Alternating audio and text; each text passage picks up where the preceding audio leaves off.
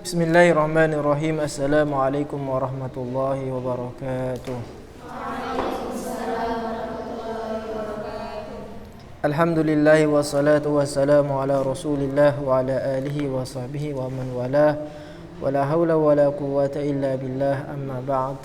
Kaum muslimin, kaum muslimat dimanapun anda berada, para santri Wusta 2, pada pertemuan kali ini kita akan melanjutkan ngaji kitab yaitu Rawai'ul Bayan Tafsiru Ayatil Ahkam minal Quran, di mana kitab ini merupakan kitab tafsir yang bercorak hukum yang dikarang oleh Syekh Muhammad Ali As-Sabuni rahimahullah. Mudah-mudahan kita senantiasa mendapatkan kesehatan, barokah, maunah, dan mendapatkan ilmu yang bermanfaat fid dini wa dunya wal akhirah. Amin ya rabbal alamin. Salawat serta salam mudah-mudahan tetap tercurah limpahkan kepada junjungan kita Nabi Agung Nabi Muhammad sallallahu alaihi wasallam. Pada pertemuan kali ini kita akan membahas beberapa hal, yaitu melanjutkan pada pertemuan yang minggu lalu tentang keutamaan. Jika pada minggu yang lalu kita membahas tentang keutamaan dari suratul Fatihah, maka di sini kita akan membahas beberapa. Yang pertama adalah tentang beberapa fadilah, keutamaan di dalam beberapa surat yang ada di dalam Al-Quran. Yang kedua, kita akan membahas tentang tafsirul isti'adzah. Apa yang dimaksud dengan a'udzu billahi minasyaitonir rajim. Kita akan mulai dengan yang pertama, yaitu di halaman 13, Tanbihun fi fadaili ba'dis suwari. Tanbihun, warning, peringatan. Fi fadaili ba'dis suwari, di dalam menjelaskan keutamaan-keutamaan beberapa surah. Ingat, sampean bacanya as-suwari. As-suwari, bukan as-sur. Kalau as-sur itu artinya pagar. As-suru, pagar. Tapi kalau sampean baca as-suwari, itu jamak dari suratun, beberapa surah. Dzakara al-'allamatul Qurtubi fi tafsirihil jami'i li ahkamil Qur'ani baban khassan. Imam Qurtubi di dalam tafsirnya yaitu Al-Jami'u li Ahkamil Quran. Jami' itu artinya sesuatu yang mengumpulkan. Biasanya jami' itu sifatnya besar. Makanya masjid yang besar disebut dengan jami', masjid jami'. Jadi kitab tafsir yang dikarang oleh Al-Qurtubi itu adalah kitab tafsir yang bercorak hukum, sama seperti tafsir Ayatul Ahkam ini. Namun Al-Qurtubi lebih jami', lebih menyeluruh. Kalau tafsir Ayatul Ahkam ini terdiri dari 2 juz atau 2 jilid, maka Al-Qurtubi ini lebih, kalau tidak salah terdiri dari 10 jilid. 10 jilid. Kalau dipajang itu sekitar seginilah ininya. Kalau dideret-deret gitu. Nah, beliau Al-Qurtubi menyebutkan bab khusus, nabbaha fihi ala ahadits wudi'at fi fadli suratil Quran. Di sana di dalam bab itu beliau memperingatkan kepada pembaca akan hadis-hadis yang sengaja dipalsukan di dalam menjelaskan surahul Quran, surah-surah di dalam Al-Quran. Wa nahnu najtazi'u min kalamihi bi ba'dhi faqaratin. Dan kita mencukupkan diri dari perkataan beliau dengan beberapa paragraf saja. Karena itu yang menyebar di masyarakat kita. Memang tujuannya bagus supaya kita membaca surah-surah di dalam Al-Quran. Tapi terkadang caranya salah. Beliau berkata, qala rahimahullah, laltifat lima wada'ahul wadi'un, tidak usah menoleh, tidak usah hiraukan apa yang telah dipalsukan oleh orang-orang pemalsu. Wakhtalaqahul mukhtaliquna minal ahaditsil kadzibah, dan orang-orang yang menipu berupa hadis-hadis palsu, hadis-hadis bohong, wal akhbaril batilah, khabar-khabar yang batil, fi fadli suwaril Qur'an, di dalam menjelaskan keutamaan surah-surah di dalam Al-Qur'an. Wa ghairi dzalika min fadailil a'mal, ataupun hadis-hadis yang lain yang menjelaskan beberapa fadailul a'mal. Jadi terkadang kita disemangati, dimotivasi di dalam melaksanakan pekerjaan dengan hadis-hadis yang palsu. Qadir takabaha jama'atun katsiratun, parahnya banyak orang-orang yang terjerumus di dalam hadis itu, hadis palsu itu. Kalau kita klasifikasikan, ternyata mereka punya tujuan yang berbeda-beda. Ikhtalafat aghraduhum wa maqasiduhum firtikabiha. Mereka berbeda-beda tujuan, berbeda-beda maksud di dalam terjerumus dalam lembah pembuatan hadis palsu ini. Siapa sajakah orang-orang yang suka membuat hadis palsu? Faminhum qaumun min zanadiqati wadahu ahaditha. Di antara mereka orang-orang yang memasukkan hadis adalah orang-orang zindik yang sengaja membuat hadis palsu, liyuqi'u bidzalika syak fi qulubin nas, supaya orang-orang ragu, supaya hati-hati orang itu menjadi ragu. Ini yang pertama. Jadi musuh Islam sengaja mereka membuat hadis palsu supaya orang Islam ragu dengan Islam.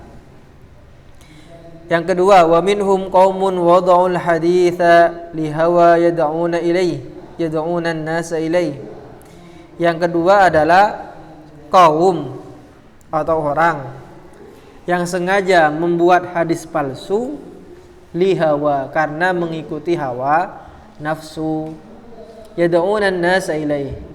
Dengan hadis itu mereka mengajak orang. Contohnya, ada orang jualan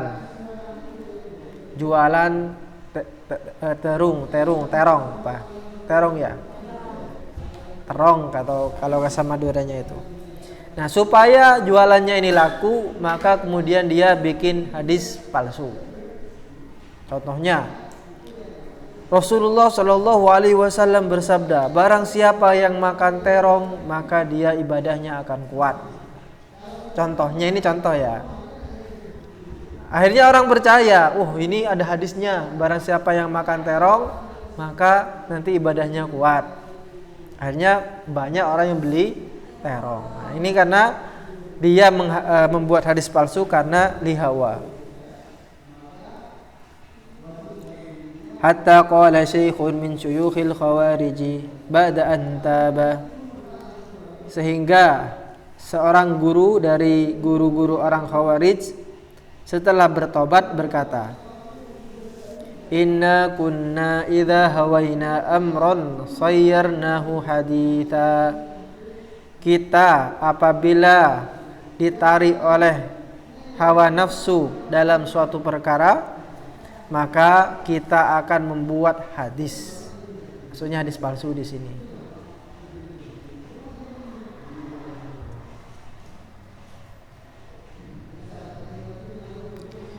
Ini yang kedua, motif orang membuat hadis palsu. Motif yang ketiga, wa minhum jama'atun wada'ul haditha hisbatan ay liwajhillahi kama za'amu yad'una an-nasa ila fadailil a'mali. Yang ketiga, ada orang-orang yang membuat hadis palsu.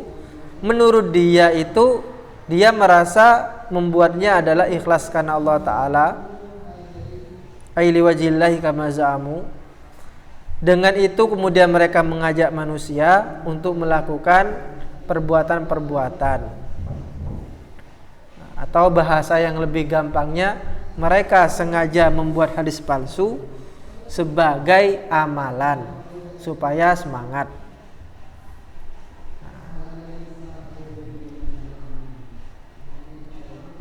Supaya semangat. Biasanya orang-orang dulu itu ketika mereka mempunyai amalan-amalan, kemudian amalan ini ingin dilakukan dan sebenarnya tidak ada di dalam dasar agama, maka kemudian mereka membuat hadis palsu. Jimat contohnya, buat jimat. Kemudian dia sengaja bikin hadis palsu.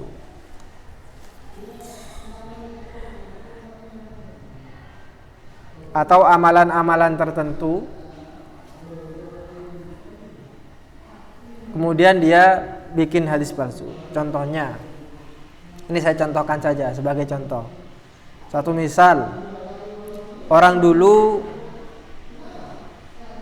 ketika ingin desanya itu aman, maka dia membuat sesajen, membuat tabek atau apapun itu, kemudian ditaruh di pinggir-pinggir desa, perempatan atau pertigaan dan seterusnya. Nah, supaya orang itu mengikuti apa yang dia katakan, maka kemudian dia menyebutkan hadis yang sebenarnya itu bukan hadis, memalsukan hadis. Nah, seperti itu. Akhirnya orang melakukan apa yang dia minta.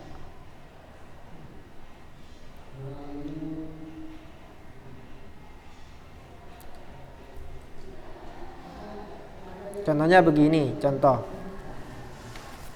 Barang siapa yang ingin mendapatkan kekayaan, maka bacalah surah Al-Kautsar. Contoh.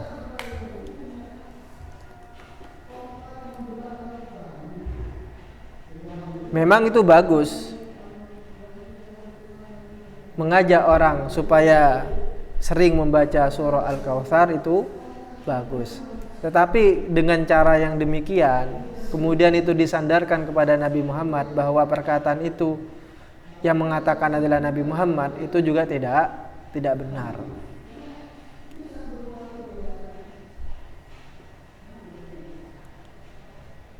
Tapi dibandingkan dengan dua golongan sebelumnya, golongan yang terakhir ini lebih mending. Kalau yang pertama itu adalah orang zindik, sengaja memang membuat hadis palsu supaya orang Islam ragu.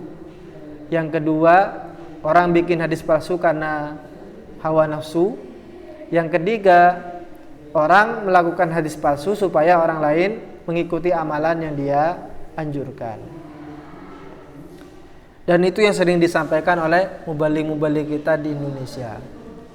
Banyak membuat hadis-hadis, bukan membuat sih karena mungkin kurangnya ilmu pengetahuan tentang ilmu hadis itu, maka kemudian mereka menyampaikan perkataan-perkataan yang sebenarnya itu bukanlah hadis, tapi mereka sebutkan. Contohnya, ketika mengatakan an-nadhafatu minal iman, itu hadis apa enggak? Qala Rasulullah sallallahu alaihi wasallam an-nadhafatu minal iman. Keamanan atau kebersihan, mengatakan an-nadhafatu minal iman. Supaya kenapa? Supaya santri-santri ikut bersihan.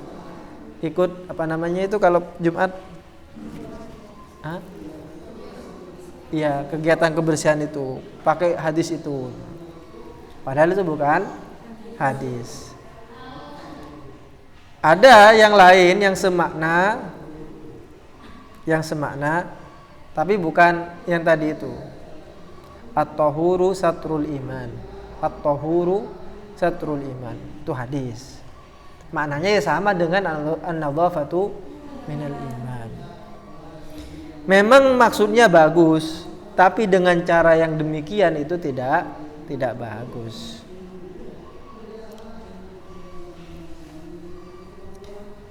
Kama fa'ala Nuhul Marwazi, sebagaimana dilakukan oleh Nuh al-Marwazi, haitsu kana yad'u ahaditsa fi fadli suwaril Qur'ani suratan surah, di mana Nuh al-Marwazi ini memasukkan hadis-hadis di dalam menjelaskan keutamaan surah per surah di dalam Al-Qur'an. Jadi dibuat hadis-hadis palsu. Barang siapa yang baca Al-Baqarah maka nanti begini. Barang siapa yang baca Ali Imran nanti begini. Baca An-Nisa begini dan seterusnya. Falamma su'ila an dzalik, ketika dia ditanyakan kenapa kok melakukan itu, qala, dia berkata, inni ra'aitun nasa qad a'radu 'anil Qur'ani. Saya melihat orang-orang telah meninggalkan Al-Qur'an, moh kepada Al-Qur'an. Washtaghalu bi fiqhi Abi Hanifah, dan mereka sibuk dengan fikihnya Imam Abu Hanifah, wa Maghazi Ibnu Ishaq, dan Maghazi Ibnu Ishaq. Nah, Ibnu Ishaq ini seorang ulama yang kompetensinya adalah menulis sejarah Nabi Muhammad SAW. Nah, dimasukkan dalam Maghazi. Fa wada'tu hadzal hadis hisbatan, maka saya memalsukan hadis ini sebagai hisbah, sebagai amalan supaya orang lain ngikut.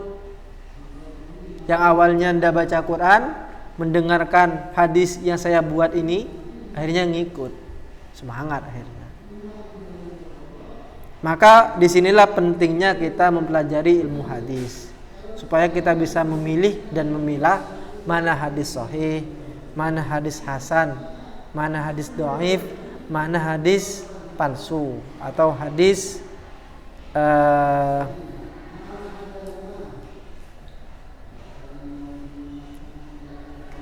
hadis wada', hadis palsu.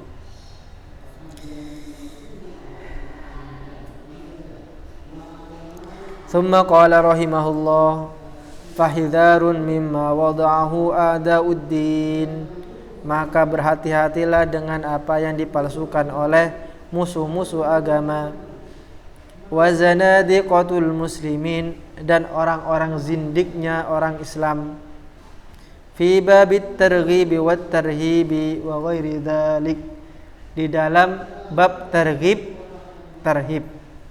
Apa bedanya targhib dan tarhib? Targhib itu artinya memotivasi melakukan kebaikan. Kayak tadi itu, mengajak supaya biar bersih-bersih, maka ayo ikut karena ada hadis an-nadhafatu minal iman. Gitu. Atau tarhib, tarhib itu menakut-nakuti supaya meninggalkan sesuatu. Contohnya seperti ini, tidak boleh duduk di bawah lencak, nanti purcaan atau mempurcak. Itu tarhib namanya, menakut-nakuti.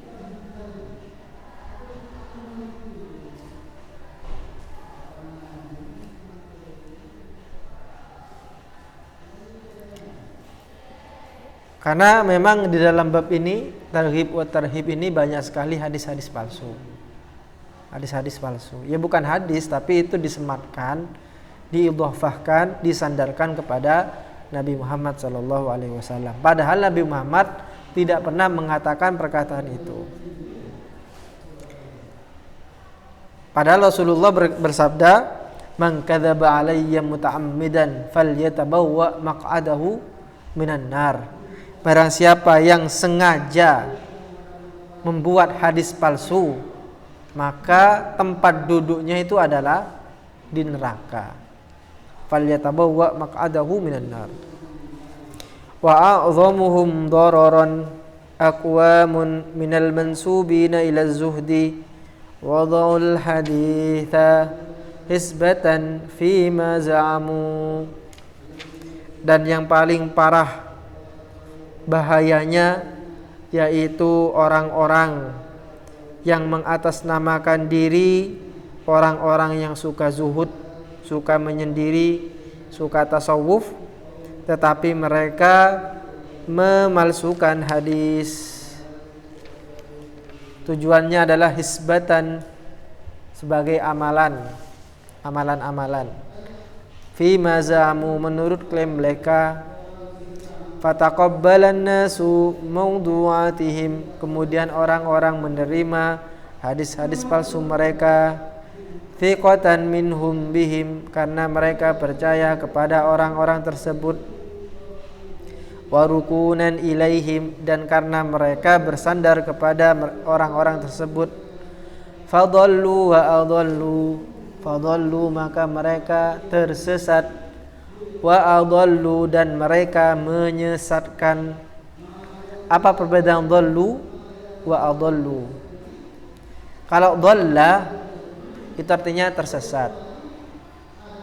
Dalla Ahmad at-tariq, artinya Ahmad tersesat di jalan, ya dirinya sendiri. Tapi kalau adalla, menyesatkan. Saya ditanya oleh Ahmad, jalan ke Lumajang kemana? Tapi saya tunjukkan ke arah utara. Kamu ke sana saja. Apakah dia akan nyampe ke Lumajang? Tidak, karena dia malah ke utara. Ke utara berarti ke Probolinggo. Ini saya adalah orang yang menyesatkan. Itu adalah pembahasan tentang hadis palsu di dalam beberapa keutamaan surah di dalam Al-Quran. Tafsirul isti'adzati, apa makna dari a'udzu billahi minasyaitonir rajim? Qala ta'ala fa idza qara'tal qur'ana fasta'idz billahi minasyaitonir rajim. Apabila kalian membaca Al-Quran maka jangan lupa a'udzu billahi minasyaitonir rajim. Apa artinya a'udzu? A'udzu astajiru wa alja'u. Yuqalu 'udtu bi fulanin wasta'adtu bihi. A'udzu artinya meminta perlindungan, meminta pengayoman, atau kita kembali kepada sesuatu itu. Jadi kayak begini, ketika ada ayam, ada induk ayam, ada anak ayam. Biasanya anak ayam itu suka berada di bawah kaki induknya. Kenapa? Karena anak ayam ini belum bisa melindungi diri sendiri. Maka dia minta perlindungan kepada si induk ayam itu. Dan si induk ayam siap siaga. Makanya sampean jangan dekat-dekat dengan ayam yang baru lahir menetas kan. Yang baru menetas itu galak-galaknya induknya itu. Kenapa? Karena dia akan melindungi anaknya. Dia akan mengembangkan sayapnya, cenggernya di sini dinaikkan, sudah siap-siap. Jangan dekat-dekat kepada ayam yang baru menetaskan telurnya. Nah, anak ayam ini berada di bawah induk ayam itu dalam rangka minta perlindungan. Nah, itu makna astajiru wa alja'u. Ya sama dengan a'udzu, minta perlindungan. Contohnya dalam ayat wa inni a'udzu bi rabbi wa rabbikum an tarjumun. Sesungguhnya saya minta perlindungan kepada Tuhanku dan Tuhanmu untuk melindungi saya dari orang-orang yang akan melempari kita. Ai iltajatu wastajartu bihi. Qala fil lisani 'adza bihi 'audzan wa ayyadhan laja ilaihi wa'tasam. Singkatnya dalam lisanul Arab. Jadi sampean kalau mahir sudah bahasa Arabnya, kamusnya bukan lagi kamus yang kecil. Kalau yang di pondok itu mungkin sampean pakai kamus Mahmud Yunus, kamus Al-Munawwir, kamus Al-Asri. Bagus, tidak apa-apa. Tapi kalau sudah bisa sampean bahasa Arab, maka merujuklah kepada kamus-kamus Arab seperti Lisanul Arab. Lisanul Arab. Yang nulis itu adalah Ibnu Manzur. Kurang lebih kitabnya segini. Atau seginilah, tergantung dari cetakannya. Lisanul Arab. Detail, kalau Lisanul Arab ini detail. Wa fil hadisi laja'a ilaihi wa tasama. Pergi kepadanya atau pulang kepadanya kemudian minta perlindungan. Wa fil hadis, di dalam hadis, anna Nabiyya sallallahu alaihi wasallam tazawwaja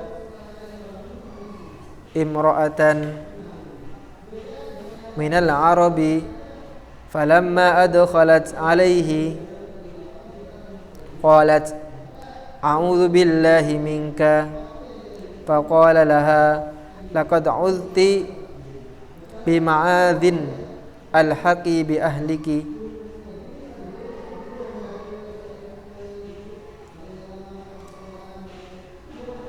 ay qad laja'tu ila malja'in walutti bimaladhin wa qad laja'ti.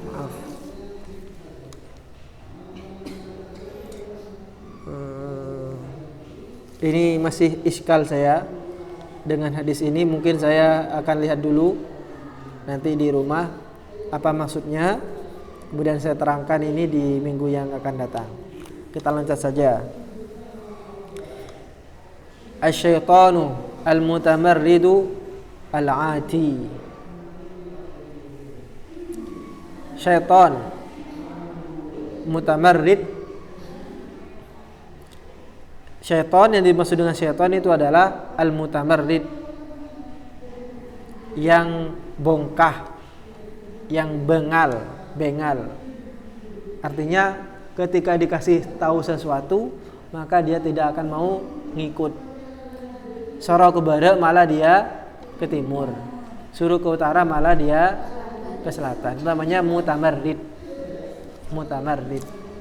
Orang yang bengal. Atau mungkin bahasa kita mungkin kardiman gitu kan. Karep tibi man menyaman. Disuruh sekolah tidak mau sekolah, malah bolos. Waktunya tidur dia tidak tidur. Disuruh tidur tidak mau tidur, ternyata dia kotean. Sehingga bikin gaduh. Itu syaitan. Wa huwa mustaqun min syatana bima'na ba'uda. Kata syaitan itu dari kata syatana, artinya ba'uda, jauh. Yuqal syaitantu darahu. Syaitantu darahu. Saya jauh dari rumahnya. Ai ba'udtu, jauh. Wa bi'run syatunun, sumur yang syatun. Apa syatun ini? Ai ba'idatul qa'ri, dalam banget, dasarnya itu dalam. Dulu ketika masih ada sumur biasa itu, kalau di Wonorejo sekitar 20 sampai 25 itu baru muncul airnya. Di beberapa tempat itu mungkin gali 3 meter itu sudah keluar. Kalau di sini dulu agak dalam. Nah, ketika kita melihat ada sumur yang dalam, maka bahasa Arabnya bisa kayak ini, bi'run syatun. Qala al-Qurtubi wa summiya asy-syaitan syaitanan. Kenapa syaitan itu disebut dengan kata syaitan? Li bu'dihi 'anil haqqi, karena dia jauh dari kebenaran. wa tamarrudihi, dan engkel-engkelan, bengal, tidak mau menerima kebenaran. Disuruh sujud kepada Nabi Adam, dia tidak mau. Itu namanya tamarrud. Wa dzalika li anna kulla 'atin mutamarridin, oleh karenanya segala sesuatu yang bengal, yang kardiman, minal jinni, baik itu dari kalangan jin, wal insi, manusia, wad dawabi, ataupun hewan-hewan, syaitonun, itu disebut setan. Berarti semuanya, pokoknya yang angel itu, baik itu kalangan jin, manusia, hewan, itu disebut syaiton. Qala Jarir, Jarir berkata,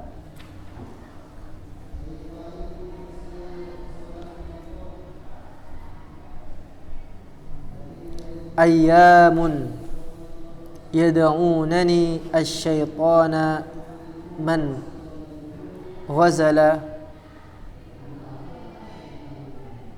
min ghazalin wa hunna yahwinini idh kuntu syaitana. Hari-hari mereka memanggilku dengan syaitan ketika saya merayu, dan mereka, perempuan-perempuan itu, mendekat kepadaku atau tertarik kepadaku apabila saya menjadi syaitan. Apa maksudnya? Maksudnya begini, awalnya saya itu jauh dari wanita-wanita itu. Jauh itu berarti syaitana, jauh.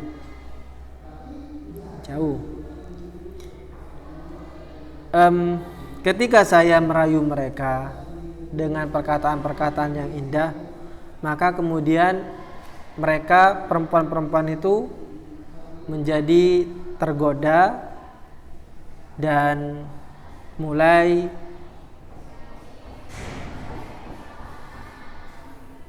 tertarik pada saya. Wa syaitanu laysa mukhtassan bil jin, syaitan itu tidak khusus hanya kepada jin saja. Bal yutlaqu 'alal ins, tapi juga diitlakkan atau disebutkan kepada manusia juga. Qala ta'ala syayatinal insi wal jin, ada setan dari kalangan manusia dan juga ada dari kalangan jin. Wa yurwa anna Umar raqiba ala himarin, diriwayatkan bahwa Umar bin Khattab naik himar, keledai, bukan kedelai, keledai. Saya itu pernah ini dulu bingung waktu di radio. Saya ingin mengatakan keledai, kedelai, keledai. Padahal itu live langsung. Nggak tahu itu gimana itu. Fatabakhtara bihi, kemudian keledainya ini kayak ngamuk gitu, sehingga Umar yang naik itu merasa tidak enak. Faqala anziluni, beliau berkata turunkan saya. Fa innama arkabtumuni ala syaiton, beliau berkata kepada orang-orang di sampingnya, kalian semua menaikkan saya di atas syaitan. Di atas syaitan sini siapa maksudnya? Yaitu himar itu. Karena dia tak nyaman neng ya, maka disebut syaitan. Jadi sekali lagi syaitan itu bisa dari kalangan jin, bisa dari kalangan manusia dan juga bisa dari kalangan hewan. Biasanya untuk mengusir setan ini kita baca beberapa surah dan ayat-ayat.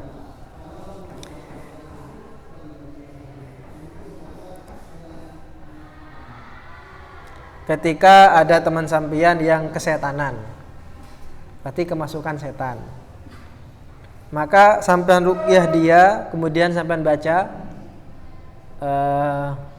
Qul huwallahu ahad, kemudian baca Qul a'udzu birabbil falaq, baca Qul a'udzu birabbin nas, kemudian juga baca ayat kursi, Allahu la ilaha illa huwal hayyul qayyum, dan seterusnya. Maka insyaallah setannya itu akan keluar. Lari dia, takut. Apalagi dibacakan ayat kursi itu, dia takut, lari. Ini kalau dari kalangan jin, manusia yang kemasukan jin, kesetanan. Yang susah itu adalah ketika kita diganggu oleh manusia yang berupa setan atau setan yang berupa manusia, itu yang susah. Mau kita bacakan Al-Quran, bacakan Al-Ikhlas, Ma'udzatain, dibaca ayat kursi, kira-kira dia akan lari apa enggak? Enggak, malah tambah ketawa dia. Enggak mempan. Terus bagaimana caranya supaya orang ini lari? Supaya dia tidak mengganggu kita. Apakah dibacakan ayat kursi? Tidak. Yang sampai lakukan adalah ambil kursi, kemudian lemparkan kepada orang tadi. Itu lari insyaallah.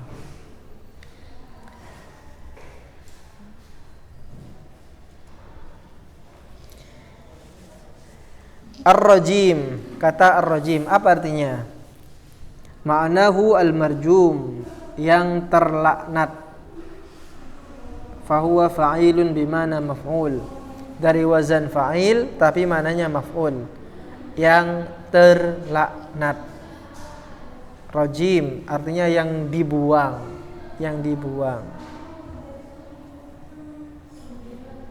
Yuqal ainun kahil ay makhul. Ada perkataan orang Arab ainun kahil, mata celak. Maksudnya di sini yang dicelak, mata yang dikasih celak. Wa kaffun ghadib ay maghdub.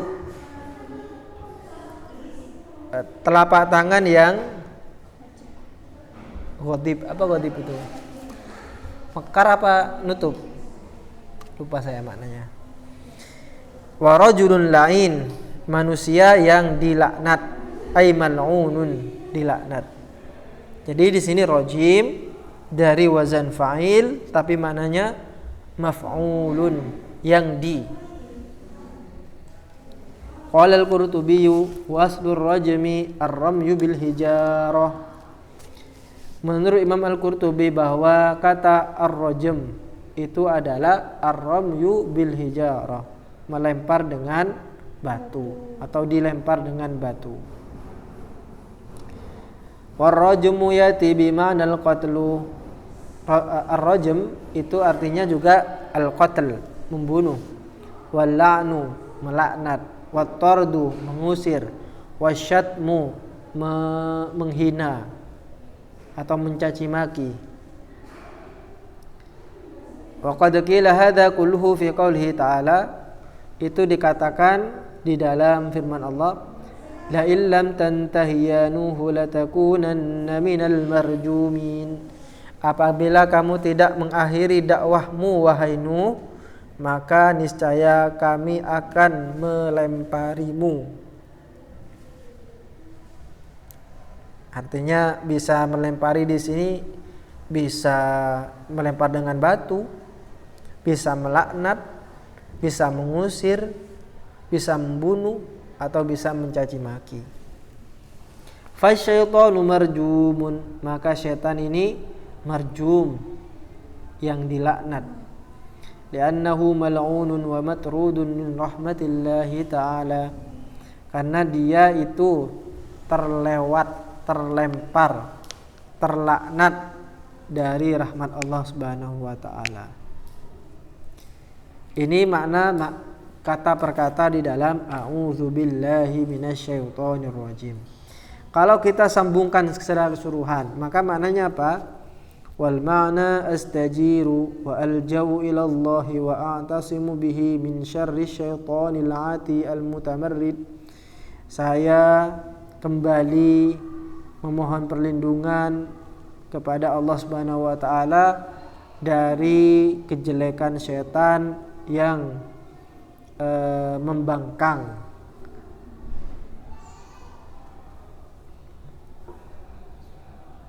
Alladzi yuridu ayyawiyani wa yudillani, di mana syaitan ini ingin menjerumuskan saya dan menyesatkan saya.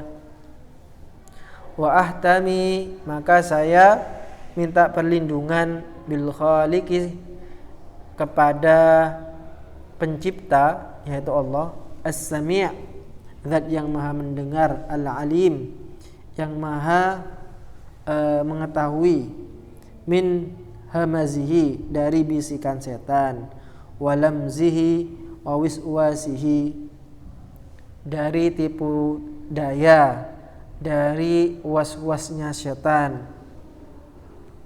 Fala yadfa'u anni syarrahu wa darrahu illallahu rabbul alamin, maka tidak ada yang mampu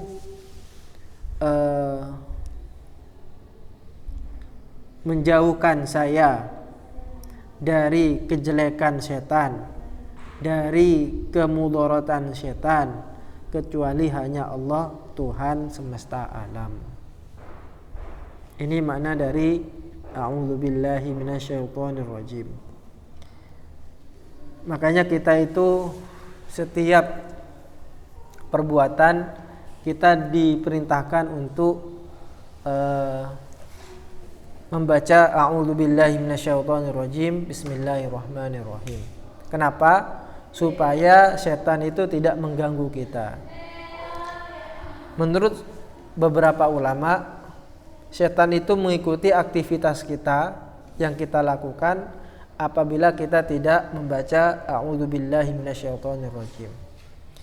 Kita makan, kita tidak membaca a'udzu, tidak berta'awudz, maka bisa jadi nanti setannya ikut juga makan bersama sampean, ikut makan. Sampean kenyang, setannya juga kenyang. Belajar, sampean tidak mulai dengan a'udzubillah, dengan bismillah. Ya belajar, akhirnya setan juga ikut nimbrung ke sampean. Iya kalau setannya mau ikut belajar. Masalahnya setan ini punya visi dan misi, yaitu supaya sampean tidak jadi belajar. Akhirnya dibisiki, ditiup-tiupi kuping sampean, mulai ada angin-angin, ngantuk sudah. Tapi kalau sampean dari awal sudah meminta perlindungan kepada Allah dari setan, setannya akan lari. Pun juga sama ketika sampean suami istri ingin berhubungan, ingin berhubungan, maka jangan lupa untuk berdoa dulu.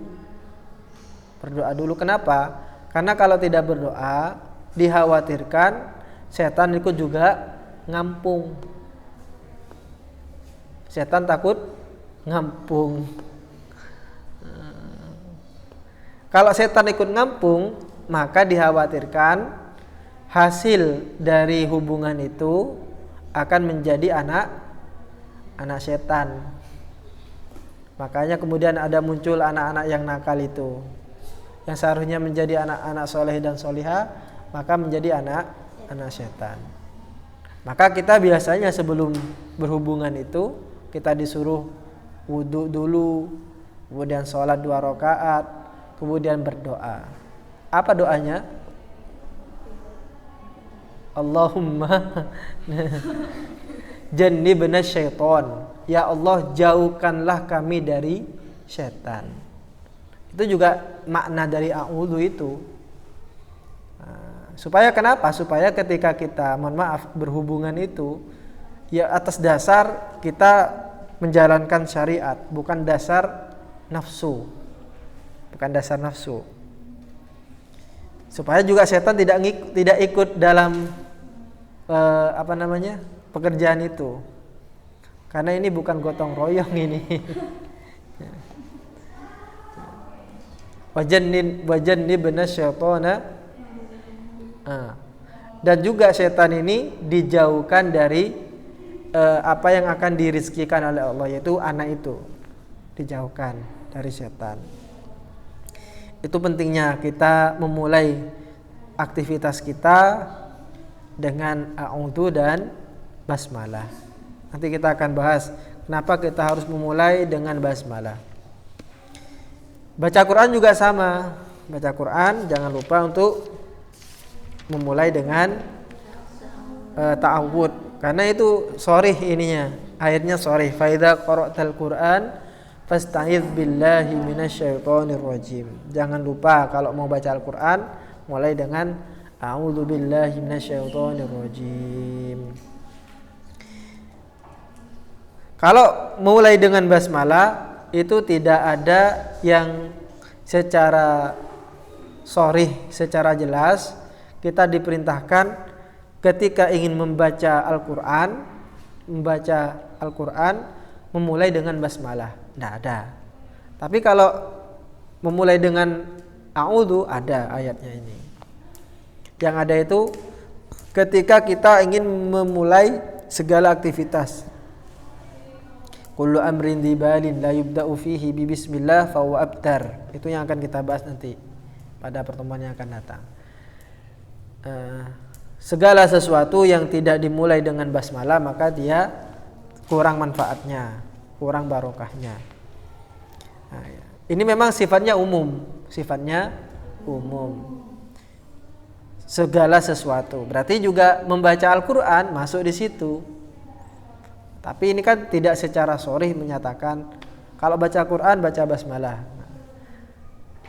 Kalau baca ta'awudz itu jelas. Fa idza qara'tal Qur'an fasta'idz billahi minasyaitonir rajim. Oleh karenanya di luar sana, di luar Indonesia, mereka lebih memilih membaca ta'awudz kemudian setelahnya langsung membaca ayatnya.